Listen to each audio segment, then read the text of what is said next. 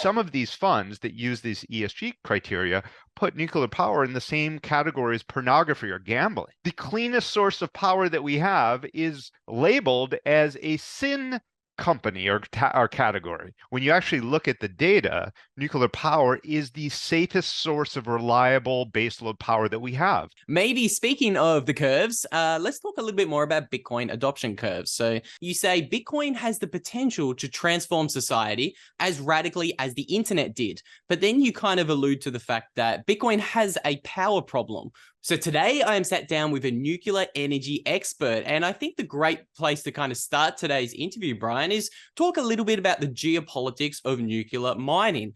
Which countries are kind of leading the way in terms of nuclear energy, and which countries are kind of falling behind a little bit?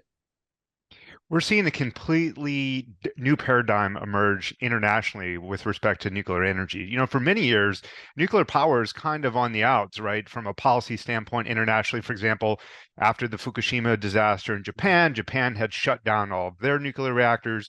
You saw South Korea starting to move away from nuclear power. Even France, that leads the world in highest amounts of penetration on their grid, they have 63% of their electricity comes from nuclear power. Even in 2015, France was starting to move away from nuclear power. They had set this energy transition goal where they're going to start decreasing the amount of nuclear power and increasing the amount of renewables. However, all of that has now changed. A 180-degree flip. Japan's turning on all their nuclear plants.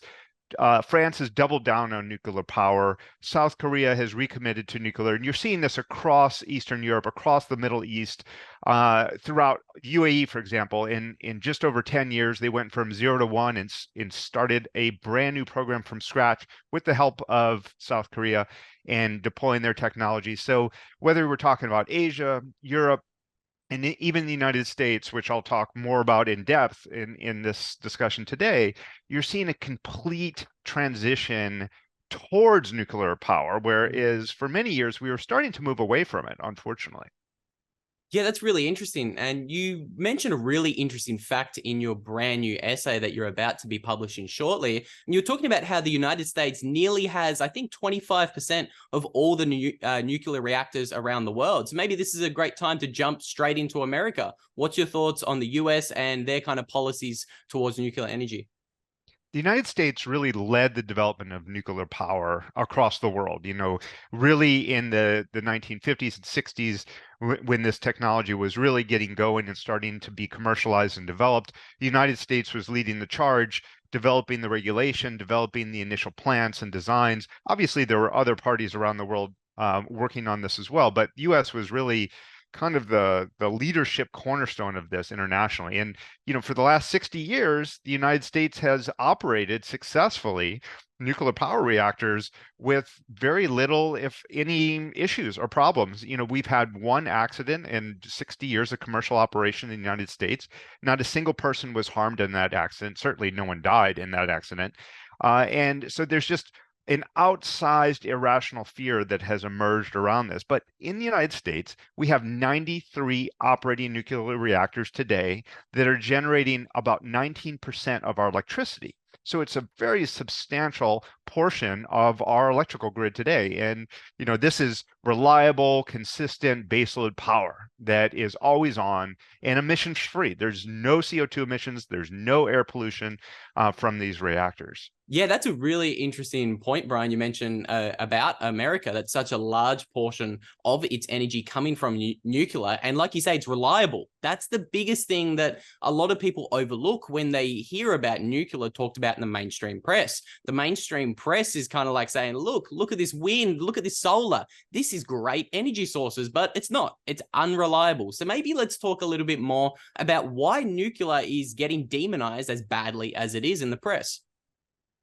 It all stems from an irrational fear of radiation and a lot of misinformation out in the marketplace. And this is a really unfortunate because when you actually look at the data, nuclear power is the safest source of reliable baseload power that we have. The only thing that's more safe than nuclear is solar power, but solar isn't 24/7 reliable power. So when we look at the options for 24/7 baseload, it is by far the safest. We have, unfortunately, millions of people die from air pollution as the effect of coal each year. There's all kinds of other adverse impacts, obviously, environmentally. And nuclear power has this immaculate safety record, not only in terms of its impact on the broader community, but occupationally. So the people that work in these plants, when you think about a nuclear power plant, obviously people are in this environment 24/7 working, and we've done this for years. I mean, the military has had people living and working in submarines, nuclear powered submarines, for the last 60 plus years. And so we know how to do this incredibly safely. And it has, quite frankly, the best safety record of any industry in the world in terms of occupational accidents, any kind of adverse health effects. You get the average person, if you were to fly from New York to Tokyo, you get 5 times more radiation than someone working inside of a nuclear power plant.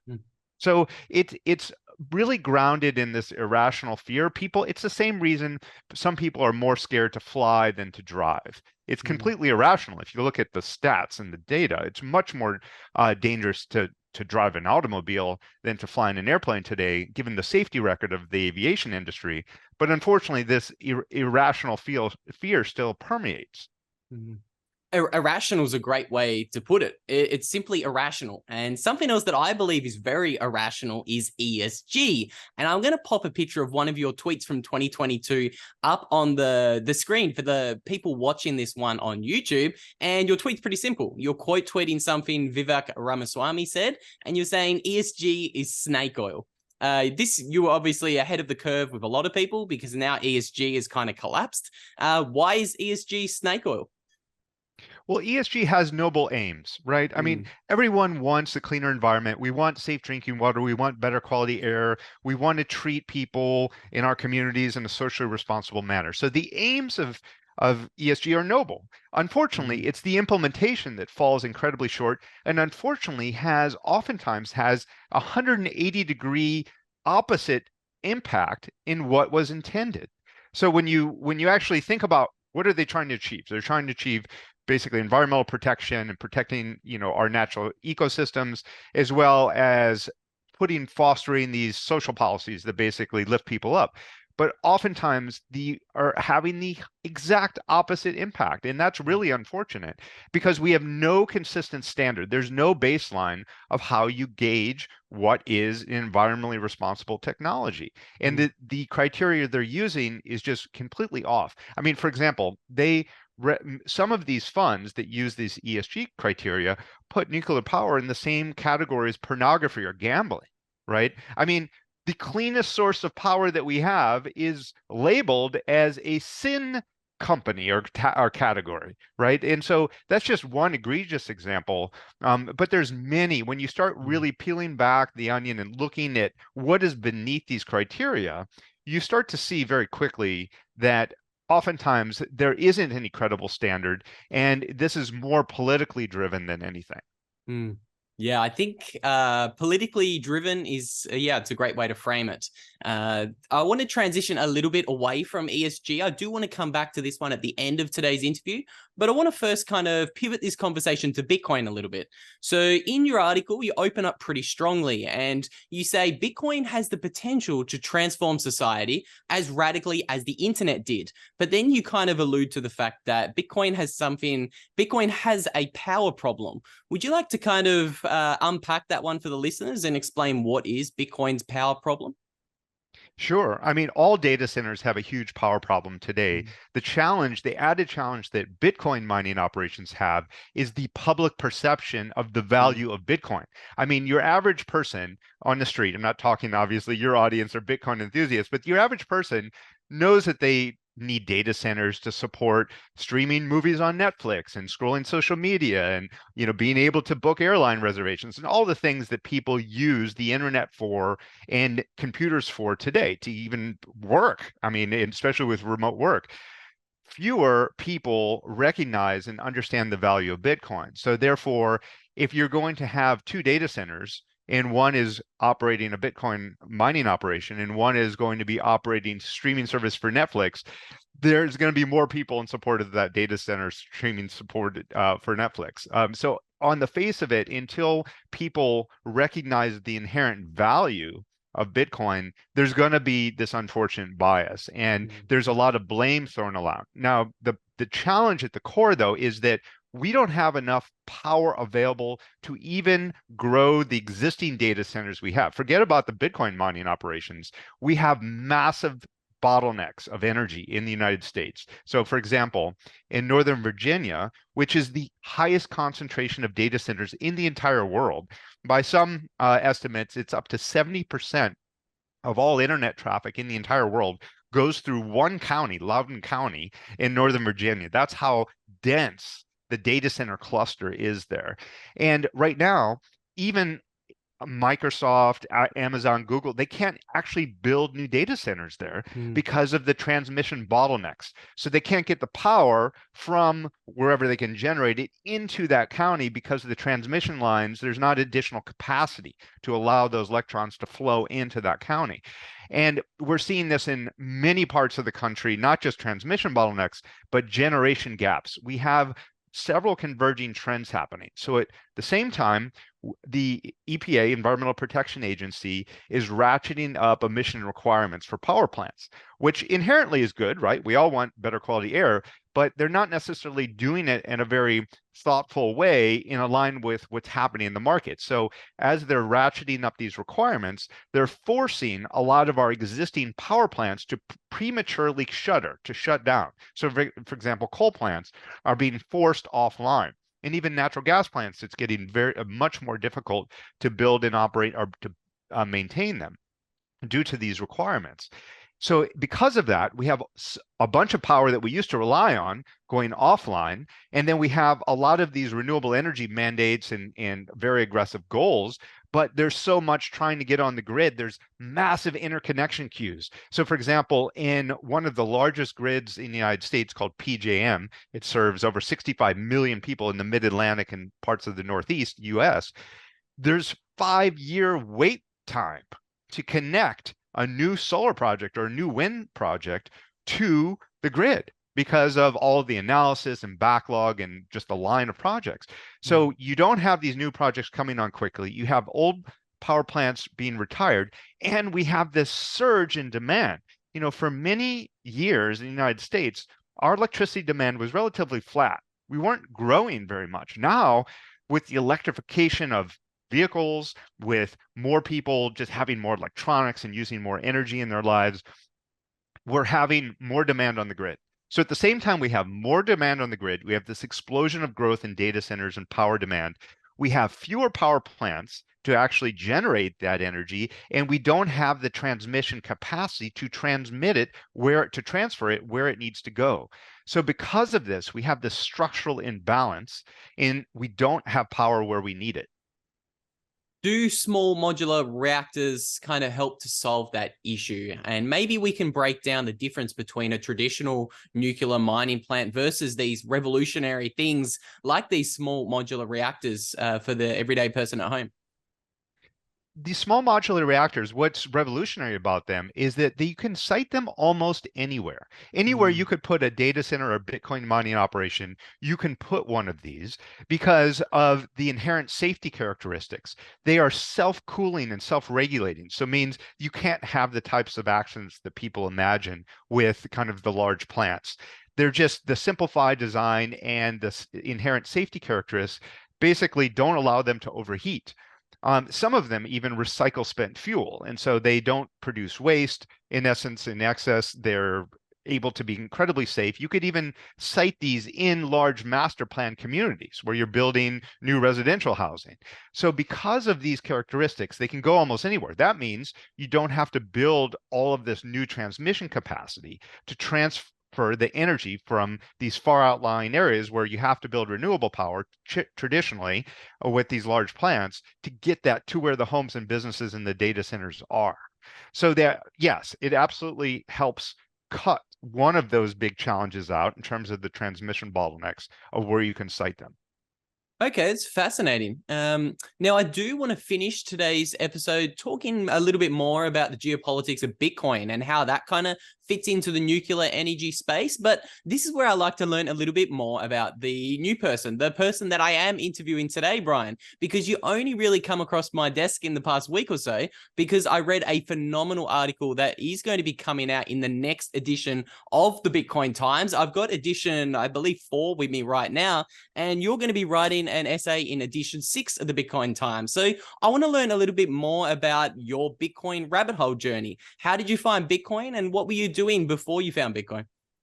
Yeah, well, as I start off the article, I mean, Bitcoin has the potential to transform society as much as the internet did. And I was a relatively late adopter to Bitcoin. Just a few years ago is when I really started going down the rabbit hole and educating myself on it. I mean, folks like Marty Bent and others were really instrumental in my education and learning, Safadine, other folks like that, that I'm sure many of your listeners know and follow and listen to. And as I started really understanding that nexus and connection with energy, which is my background. I've worked in the energy sector for over 25 years. And so that's something I know quite a bit about just through my own direct personal experience. And seeing that direct connection to Bitcoin and energy and proof of work, it really, when that all kind of locked into position in my mind in terms of the potential and the power and the inherent scarcity aspects of it, et cetera. So it was, a relatively late adopter, I would say, in the last few years. But because of my background in energy, it's really what got me excited about it. I wouldn't necessarily call you a late adopter, Brian. I think 99.9% of the world hasn't quite grasped this thing called Bitcoin yet. And I think you certainly have. So I do think we're still ahead of the curve. And maybe speaking of the curves, let's talk a little bit more about Bitcoin adoption curves. So I wanted to quickly interrupt today's interview with Brian to let you know a little bit more about Brian's essay that is dropping in the 6th edition of the Bitcoin Times, as well as the 7-week, 7 essays, 70,000 Satoshi giveaway that the Bitcoin Times is running. So if you didn't know, every single year, the Bitcoin Times publishes another annual Bitcoin collector's item. We grab 7 of the best essays from 7 of the best authors in the Bitcoin space, and we package them together into a collector's edition item. There are only 2,100 copies of each Bitcoin Times edition printed. I have editions 3, 4, and 5 with me, but today's a special day because we are releasing Brian Gitt's full essay for free online. So make sure you check out the link down below and give that puppy a read. And if you want to grab your hands on the physical magazine that's going to include essays from Marty Bent, Alex Svetsky, as well as a number of other great writers, you guys can use a special code that is only available for 1 week. It is limited to 10 people using it. It is actually nuclear. So that is running on the theme of the week. And that special promo code, nuclear, is going to get you 70,000 Satoshis off any edition of the Bitcoin Times that you want to buy. So be quick. I've been told by Alex that 4 of those have already been used. So there's only 6 left. And if that does run out, you can still get 21,000 sats off any edition of the Bitcoin Times if you use a promo code CoinBeast. So stay tuned. Grab a copy of the Bitcoin Times. They are a great Christmas present, and we're aiming to ship all these out before Christmas time. So get your partner a great Bitcoin collector's item to have on the coffee table at home. With all that said, let's get back into today's interview with Brian. So some countries out there are fully embracing nuclear energy and fully embracing all sorts of energy production, and they're irrespective of whether it's considered dirty or unclean by other countries who are following all of these climate agendas. Do you see nuclear energy playing a big role in different nations around the world deciding whether to actually mine Bitcoin with nuclear energy? Nuclear energy is inevitable as we move up the ladder to more concentrated energy dense fuels. If you look at their entire history of human civilization, it is one march forward and upward towards using more energy dense fuels. I mean, that's why we don't rely on wood. We move to obviously coal and then natural gas and oil and all of these more dense fuels. Well, nuclear is the most concentrated energy dense fuel. And I think as we care more about environmental protection, as we care about energy security, which the world has seen very much is precedent today, we're going to see more and more countries adopting nuclear power. So I think it is inevitable that that is the future of how we will power civilization. It's just a matter of time, of how the learning curve, so to speak, of how many people will adopt it. But you know, we have tremendous momentum right now, as I alluded to in the beginning of our call today.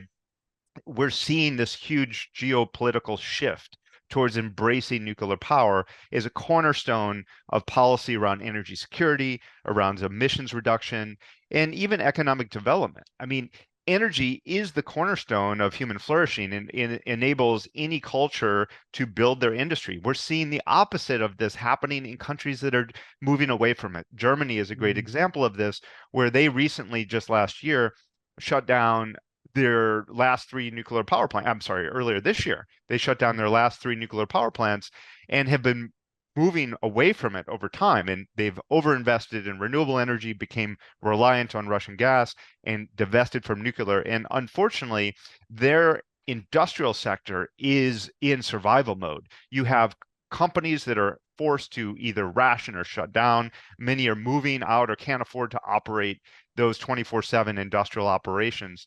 And this has huge ripple effects in terms of the economy and workforce and all of these other aspects of just quality of life in Germany. Yeah, it's fascinating watching Europe kind of do backflips in some countries like France, and then other countries like Germany completely squash their ability to generate, like you say, the most dense form of energy that we've ever found as a civilization. It's fascinating stuff. Brian, I want to keep this episode really tight, really quick. Is there anywhere that we could send the listeners to learn a little bit more about your work, and where can we send the listeners to find you online? Yeah, well, the two best places you can find me on Twitter or X now at Brian Gitt, my first and last name, BrianGitt. And then my personal website, briangitt.com. I actually just published a new book. It's all about more energy and better energy and how we fix energy policies. And that people can find that right on my homepage at briangitt.com.